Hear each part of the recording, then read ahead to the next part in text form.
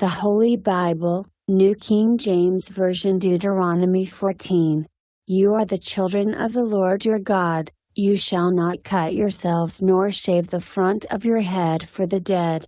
For you are a holy people to the Lord your God, and the Lord has chosen you to be a people for himself, a special treasure above all the peoples who are on the face of the earth. You shall not eat any detestable thing.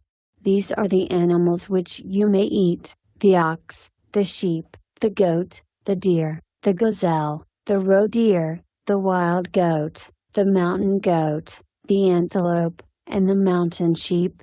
And you may eat every animal with cloven hooves, having the hoof split into two parts, and that chews the cud, among the animals.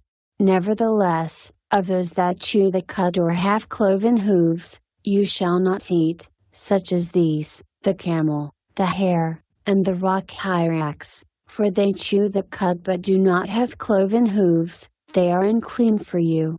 Also the swine is unclean for you, because it has cloven hooves, yet does not chew the cud. You shall not eat their flesh or touch their dead carcasses. These you may eat of all that are in the waters. You may eat all that have fins and scales. And whatever does not have fins and scales you shall not eat, it is unclean for you. All clean birds you may eat. But these you shall not eat: the eagle, the vulture, the buzzard, the red kite, the falcon, and the kite after their kinds, every raven after its kind, the ostrich, the short-eared owl, the seagull, and the hawk after their kinds, the little owl, the screech owl, the white owl, the jackdaw, the carrion vulture, the fisher owl, the stork, the heron after its kind, and the hoopoe and the bat. Also every creeping thing that flies is unclean for you, they shall not be eaten. You may eat all clean birds. You shall not eat anything that dies of itself. You may give it to the alien who is within your gates, that he may eat it, or you may sell it to a foreigner, for you are a holy people to the Lord your God. You shall not boil a young goat in its mother's milk. You shall truly tithe all the increase of your grain that the field produces year by year. And you shall eat before the Lord your God, in the place where he chooses to make his name abide, the tithe of your grain and your new wine and your oil, of the firstborn of your herds and your flocks, that you may learn to fear the Lord your God always.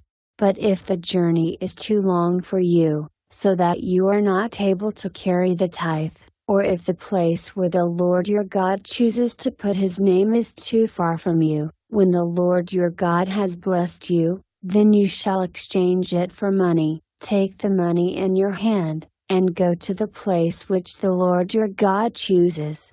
And you shall spend that money for whatever your heart desires, for oxen or sheep, for wine or similar drink, for whatever your heart desires. You shall eat there before the Lord your God, and you shall rejoice, you and your household. You shall not forsake the Levite who is within your gates, for he has no part nor inheritance with you. At the end of every third year you shall bring out the tithe of your produce of that year and store it up within your gates. And the Levite, because he has no portion nor inheritance with you, and the stranger and the fatherless and the widow who are within your gates, may come and eat and be satisfied, that the Lord your God may bless you in all the work of your hand which you do.